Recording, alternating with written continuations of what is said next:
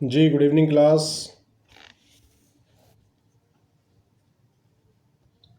Good evening sir. जी, कैसे हैं आप सब? सर अच्छे हैं, आप सुना। मैं बिल्कुल बढ़िया, एकदम मस्त, फैंटास्टिक एज एवर। जी, मुगले आजम। लास्ट क्लास में हम लोग सीआरपीसी की धारा कौन सी देख चुके हैं, कल्पना? सर धारा 33 तक 333 तक तो देख चुके हैं। अच्छा, 334 नहीं हुआ था। नहीं सर। चलो, आज की क्लास में धारा 334 शुरू करते हैं। 334 बात कर रहा है judgement of acquittal on ground of unsoundness of mind. चित्त विकृति के आधार पर दोष मुक्ति का निर्णय। देखिए, चूंकि आईपीसी की जो अध्याय 4 है, सामान्य अपवाद से संबंधित जो अध्याय है, उसकी धारा 84 ये बात करती है कि यदि अपराध कारित करते समय जो अभियुक्त है, जो एक्यूज्ड है, यदि ये पाया जाता है कि वह अनसाउंडनेस ऑफ माइंड की वजह से जो उसने कृत्य किया है, उस कृत्य की वो प्रकृति समझने में असमर्थ है और उसका परिणाम क्या होगा, परिणाम भी जानने में असमर्थ है, तब उसको जो है पूर्ण रूप से अपराध से क्या कर दिया जाता है, अपराध के दायित्व से निर्मुक्त कर दिया जाता है। तो 334 जो है आप कनेक्ट कर लीजिए 84 से। ये कह रहा है कि when ever any person is acquitted upon the ground that at the time eight which he is alleged to have committed an offence, he was, by reason of unsoundness of mind, incapable of knowing the nature of the act alleged as constituting the offence, or that it was wrong or contrary to law. The finding shall state specifically whether he committed the act or not. 334 में कहा गया है कि जब कभी कोई व्यक्ति इस आधार पर दोष मुक्त किया जाता है, किस आधार पर, कि उस समय जब यह अभिकथित है कि उसने अपराध किया, वह चित्त विकृति के कारण उस कार्य का स्वरूप जिसका अपराध होना अभिकथित है, या यह कि वह दोषपूर्ण या विधि के प्रतिकूल है, जानने में असमर्थ था, तब निष्कर्ष में यह विनिर्दिष्ट कथित होगा कि उसने वह कार्य किया या नहीं किया। ठीक है, इज दैट क्लियर? और यदि वो कार्य किया भी गया है उसके द्वारा, तो यदि 84 की सारी शर्तें लागू हो रही हैं तो उसको क्या कर दिया जाएगा, उसको दोष मुक्त कर दिया जाएगा, एक्विटेड कर दिया जाएगा। क्लियर है कल्पना? जी सर। अब 335 कहता है कि person acquitted on such ground to be detained in safe custody. 335 कह रहा है कि ऐसे आधार पर दोषमुक्त किए गए व्यक्ति का सुरक्षित अभिरक्षा में निरुद्ध किया जाना। Whenever the finding states that the accused person committed the act alleged, the magistrate or court before whom or which the trial has been held shall, if such act would, but for the incapacity found, have constituted an offence. ये कह रहा कि जब कभी निष्कर्ष में यह कथित है कि अभियुक्त व्यक्ति ने अभिकथित कार्य किया है, तब वह मजिस्ट्रेट या न्यायालय जिसके समक्ष विचारण किया गया है, उस दशा में जब ऐसा कार्य उस असमर्थता न होने के कारण जो पाई गई अपराध होता, अगर वो असमर्थ ना होता, असमर्थ कैसे ना होता,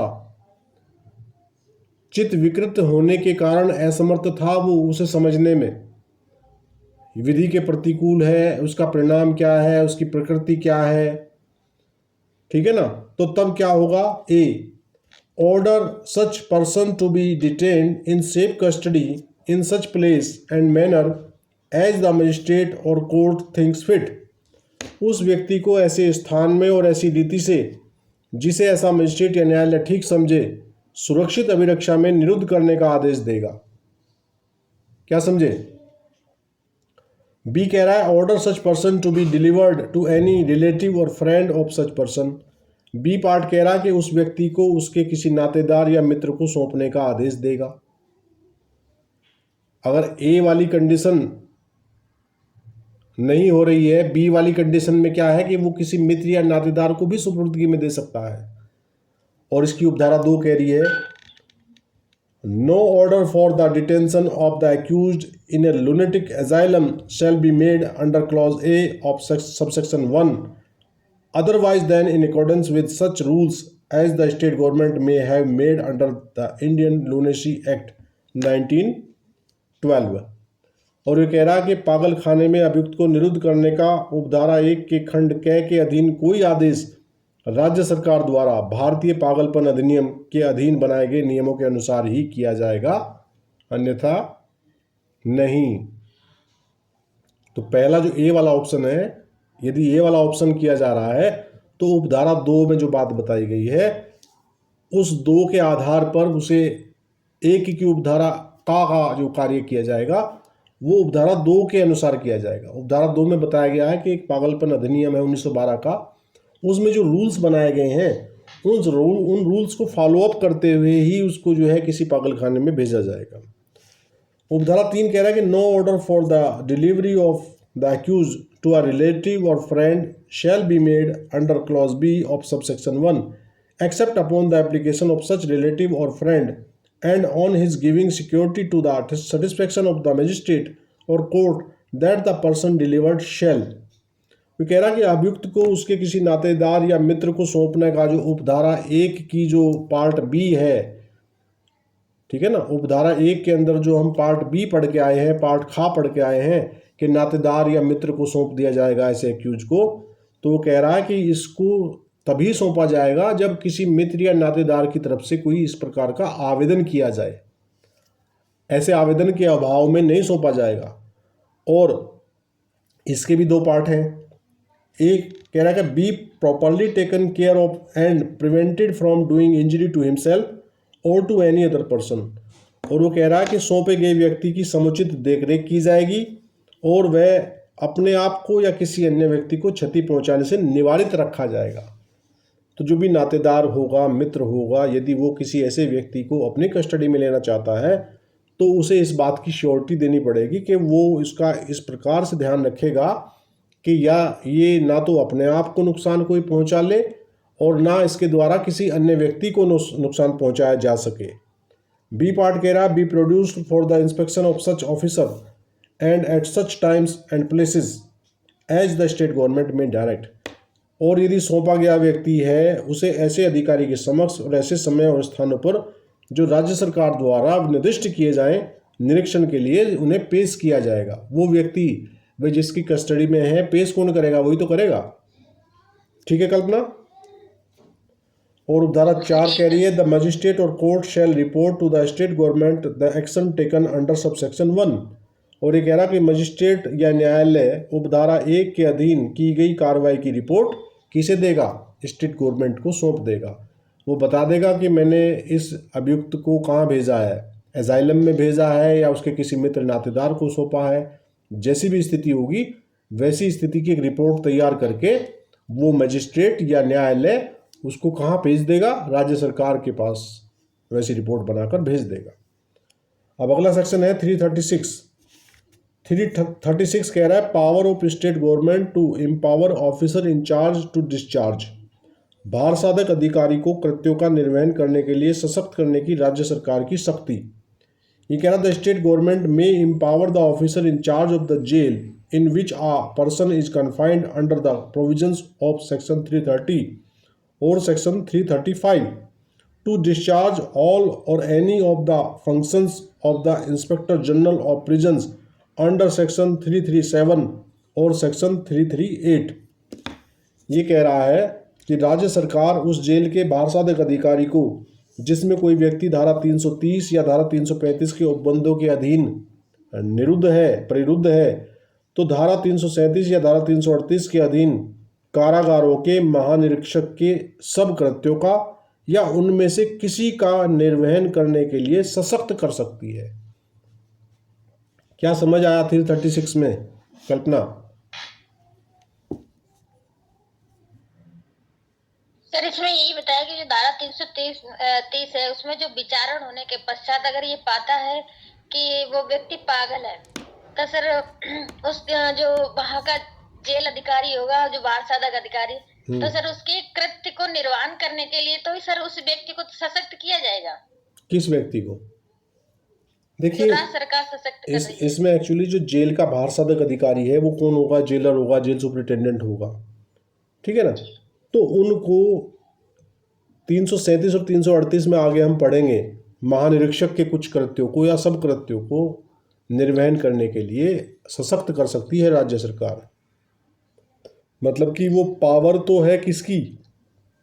आईजी प्रिजन की, महानिरीक्षक कारागार की, लेकिन उनको 336 में राज्य सरकार को ये पावर है कि आईजी की जो कुछ पावर है, कुछ पावर या सब पावर, उनको राज्य सरकार आईजी से उठाकर जेल के बाहर साधक अधिकारी को एम्पावर्ड कर सकती है कि आप उन शक्तियों का प्रयोग अपने स्तर से कर दें।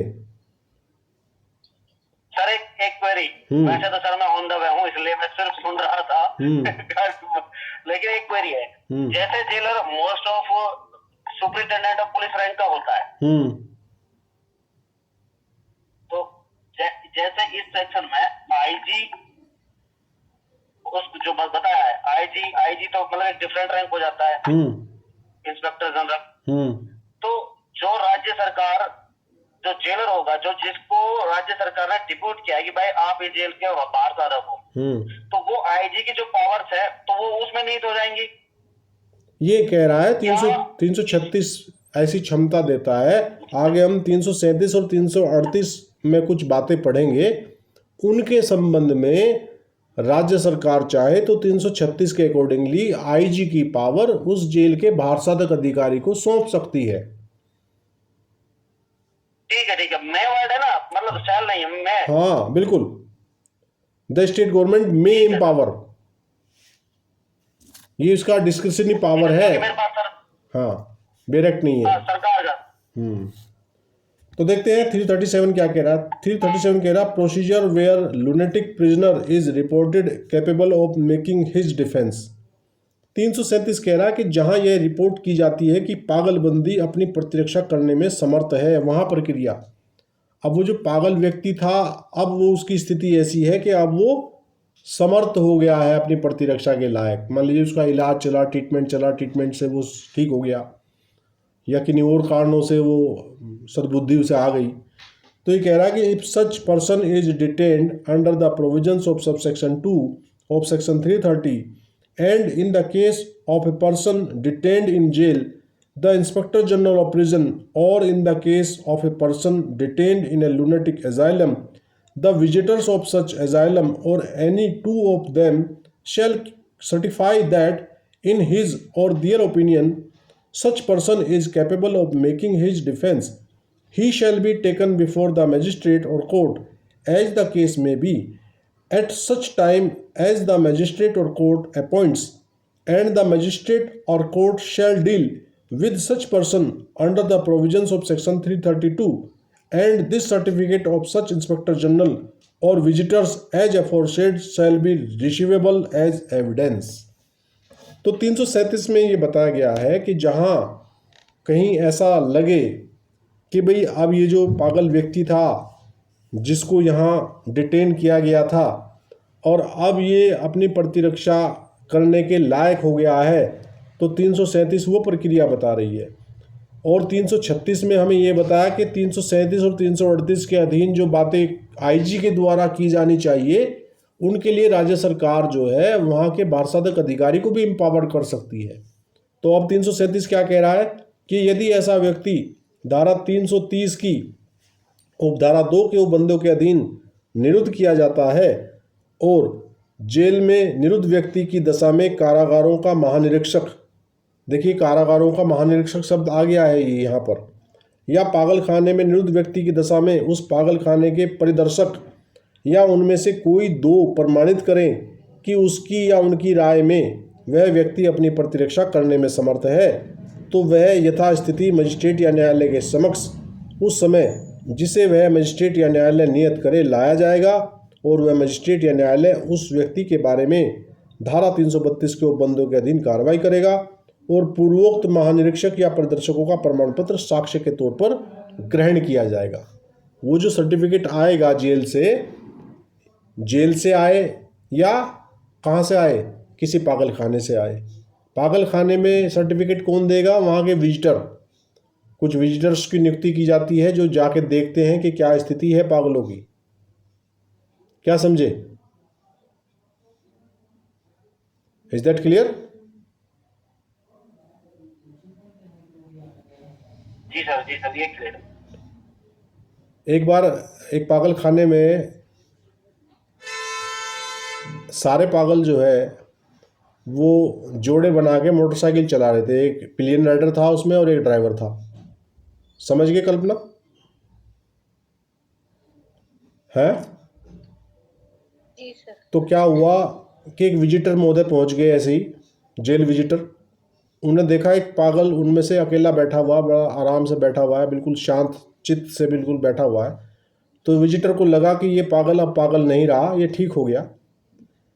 तो वो विजिटर महोदय जो है वो डॉक्टर की तरफ चले, तो वो पागल के समक्ष होते हुए निकले। तो पागल ने पूछा, भाई हाँ कहाँ जा रहे हो? कि डॉक्टर के पास जा रहा हूँ तेरी फाइल चेक कराने। तो पागल क्या कहता है कि फिर अकेला क्यों, वो पैदल क्यों जा रहा है, चल बैठ मेरी मोटरसाइकिल पे।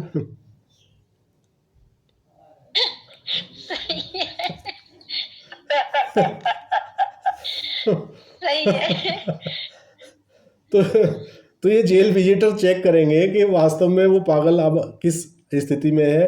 और वहाँ महानिरीक्षक को दायित्व दिया हुआ है कि महानिरीक्षक की इतनी बड़ी पोस्ट है कि उसके अंडर में बहुत सारी जेल आती हैं। अब महानिरीक्षक के लिए ये बिल्कुल संभव नहीं है कि हर जेल के जाके वो किसी ऐसे कैदियों की चेकिंग करे। तो 336 के अधीन वो जो पावर आईजी को दी हुई है, उस आईजी की पावर जो है वो उस भारसाधक अधिकारी को सौंप दी जाती है। क्या समझे मुगल आजम? अब 336 की जो क्या बोलते हैं उसका उपयोग है वो समझ आया होगा आपके। हाँ सर अब आ गया। हाँ, क्योंकि महानिरीक्षक के पास इतना ना तो समय है ना वो हर जेल। एक क्वेरी थी जी। जो विजिटर, हाँ जी सर जो जेल विजिटर होंगे हाँ, वो मेडिकल स्टाफ होगा या मनोचिकित्सक जो होते हैं वो होंगे या कोई भी हो सकता है सर?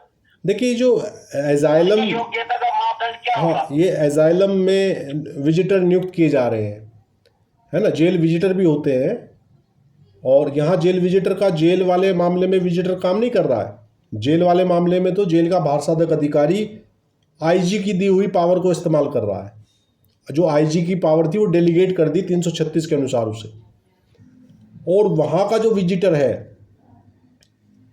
उस विजिटर के लिए सही मायने में अगर वो इस बात का प्रमाण पत्र दे रहा है तो नेचुरली उसे एक विशेषज्ञ होना चाहिए। एक आम व्यक्ति तो इस बात को जानने में असमर्थ रहेगा कि भाई ये व्यक्ति किस अवस्था में है।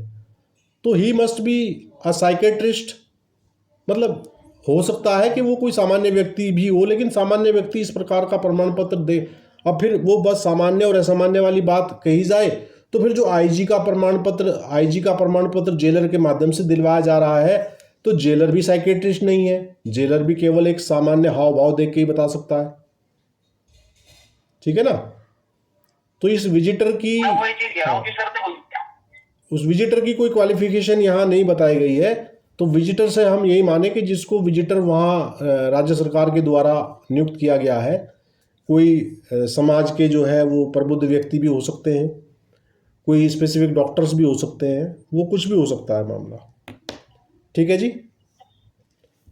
ठीक है। तो 337 के बाद 338 बात करता है procedure where lunatic detained is declared fit to be released.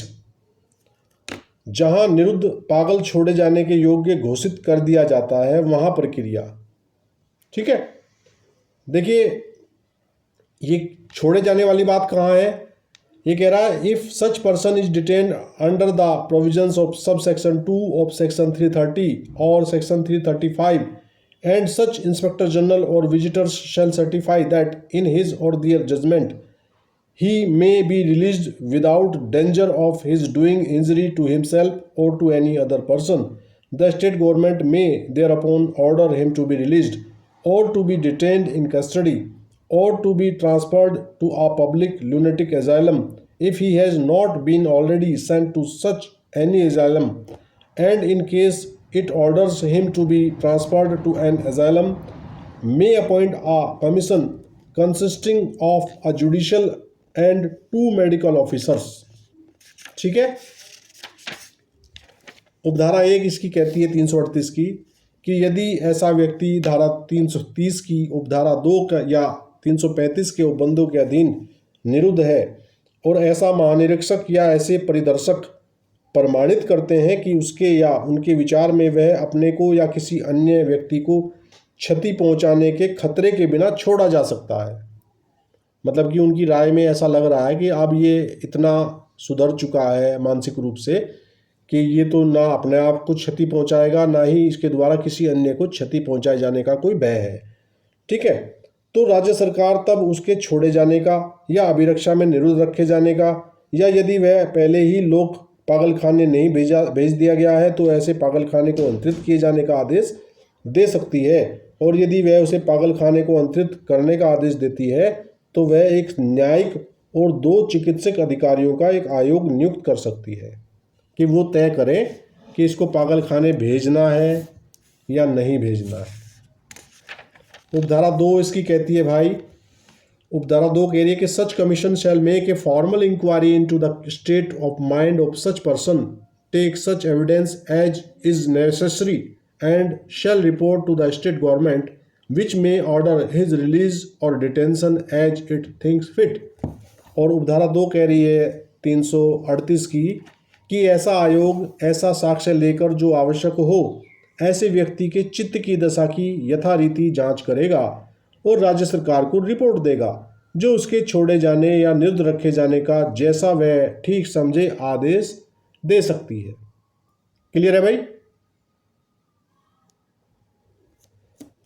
339 एक बार रिपीट करें प्लीज। है, क्या कह रहे हो?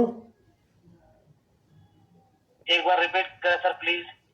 उपधारा 2 ये कह रही कि वो जो आयोग उपधारा 1 के अधीन बनाया गया था वो आयोग जो ठीक है हाँ वो एविडेंस लेगा और वो एविडेंस के आधार पर फिर निर्णय लेगा।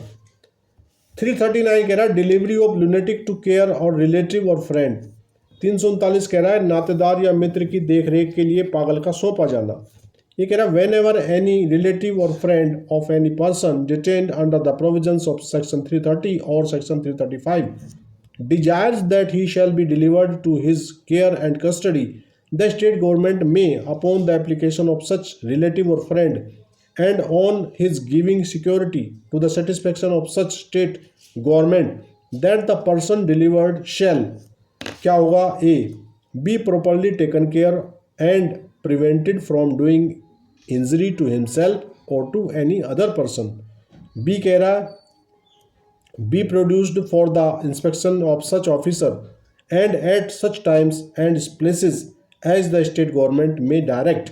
और सी कह रहा है in the case of a person detained under subsection 2 of section 330 be produced when required before such magistrate or court, order such person to be delivered to such relative or friend।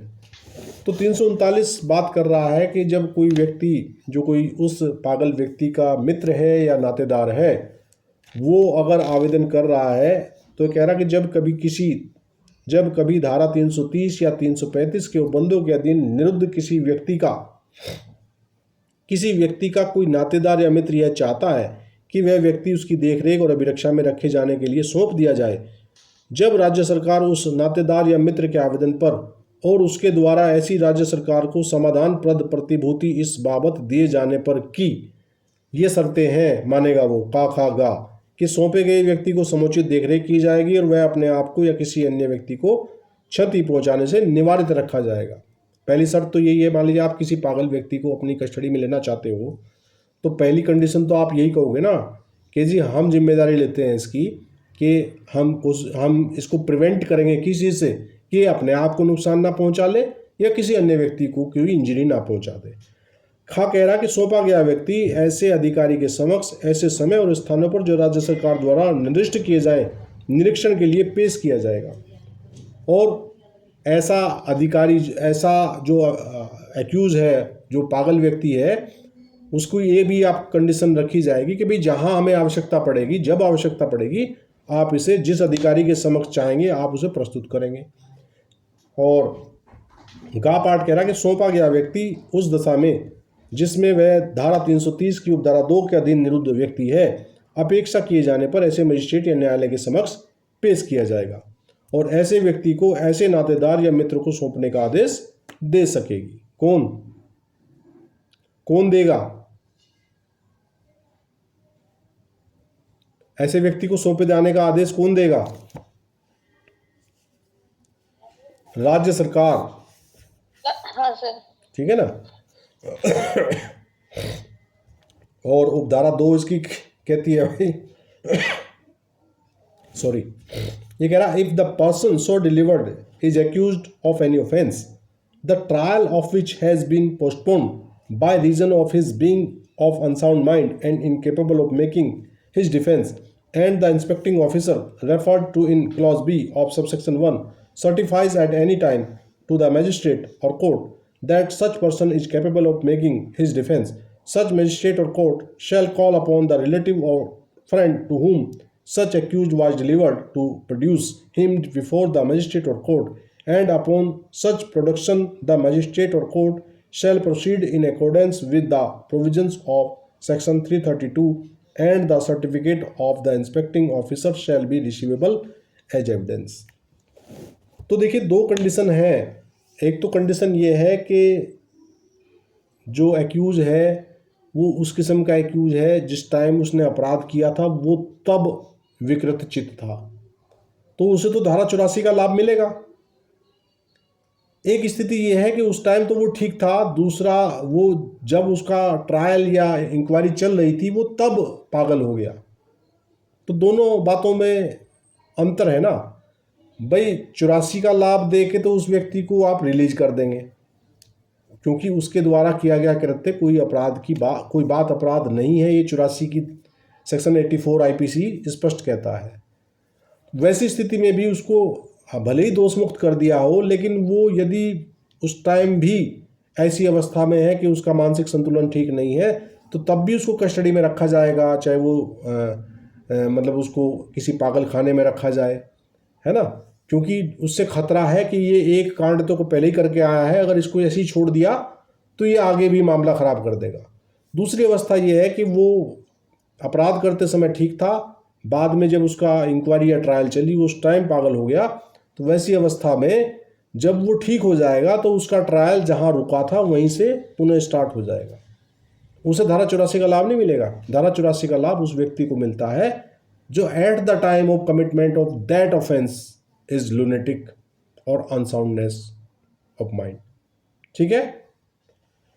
तो ये कह रहा कि यदि ऐसा सौंपा गया व्यक्ति किसी ऐसे अपराध के लिए अभियुक्त है जिसका विचारण उसके विकृत चित्त होने और अपनी प्रतिरक्षा करने में असमर्थ होने के कारण मुलतवी किया गया है, ठीक है, और उपधारा 1 के खंड 6 में निर्दिष्ट निरीक्षण अधिकारी किसी समय मजिस्ट्रेट या न्यायालय के समक्ष यह प्रमाणित करता है कि ऐसा व्यक्ति अपनी प्रतिरक्षा करने में समर्थ है, तो ऐसा मजिस्ट्रेट या न्यायालय उस नातेदार या मित्र से जिसे ऐसा अभियुक्त सौंपा गया है अपेक्षा करेगा कि वह उसे उस मजिस्ट्रेट या न्यायालय के समक्ष पेश करे, और ऐसे पेश किए जाने पर वह मजिस्ट्रेट या न्यायालय धारा 332 के उपबंधों के अनुसार कार्रवाई करेगा और निरीक्षण अधिकारी का वो प्रमाण पत्र साक्ष्य के तौर पर ग्रहण किया जा सकता है। ठीक है, क्लियर है भाई? जी सर। तो ये आपके अध्याय 25 की अंतिम धारा 339 है। आपका अध्याय 26 शुरू होगा, उसे हम नेक्स्ट क्लास में शुरू करेंगे। आज के लिए इतना ही। आप आराम से घर पहुंचिए मुगले आजम। आज की क्लास को हम यही विराम देते हैं। हाँ, आप सभी को गुड नाइट। एक्चुअली मैं इसलिए मैं 5 मिनट लेना चाहूंगा सर, क्योंकि आज की पढ़ाई तो खैर ऐसी है, दोबारा पढ़नी पड़ेगी जी, क्योंकि आज मैं सिर्फ और कल्पना के लिए जुड़ा था। सबसे पहले कहीं अकेले ना रह जाए, क्लास सस्पेंड करनी पड़े। थैंक यू, अच्छा भी हुआ। जेलों का एग्जाम फॉर्म डाला तो जरूरत है उसमें सीआरपीसी की। हाँ, आप नहीं आते तो फिर कैंसिल हो जाती काहे का फॉर्म डाला था? क्लास कैंसिल नहीं, कल क्लास का? कैंसिल नहीं होने देंगे, राजस्थान जेलों का। अच्छा, राजस्थान जेएलओ, जी जी जी जी। हाँ 4-5 का एग्जाम है ना उसका। कोई बात नहीं। देखिए, आप लोग भी प्रयास कीजिए कि मुगल आजम, कल्पना, आप लोग भी प्रयास कीजिए कि आपके सर्कल से अगर कोई क्लास में जुड़ना चाहे तो आप उन्हें लिंक दे सकते हैं, अपनी तरफ से लिंक दे सकते हैं, ठीक है ना? बिल्कुल ना। हाँ, अभी एक्चुअली में रीजन क्या है, हाँ, थोड़ा सा हमारा सिस्टम ये हो रहा है कि मेरी फाइलें आर्गुमेंट में बहुत लगी है, एविडेंस में बहुत लगी हुई होती है, मेरी मजबूरी होती है और मुझे 100 किलोमीटर घर जाना पड़ता है पर डे। तो मेरे साथ में जुड़ने वाले तो 5-7 लोग और हैं, हाँ, क्योंकि वो सिर्फ और सिर्फ अंडर माई सुपरविजन, हम्म, वो जो मैं कहूंगा वैसा वो मानेंगे, और वो बाकी अच्छा भी लगेगा मुझे, क्योंकि लोकल लैंग्वेज में समझाना बड़ा आसान हो जाता है और समझना भी बड़ा आसान हो जाता है। बिल्कुल। अब हम लोग किताबों में जो पढ़ते हैं, ये किताबों की भाषा, जैसे एक वर्ड है अनअधिक, उसको हम कम भी तो बोल सकते हैं जब बोलते हैं तो समझ जाते हैं हाँ, लेकिन हाँ, वो सही बात कुछ है। बहुत सारे शब्द ऐसे हैं जो टेक्निकली बड़े समझने में उन्हें समय लगता है ना? जैसे कि और कोई सर हम तो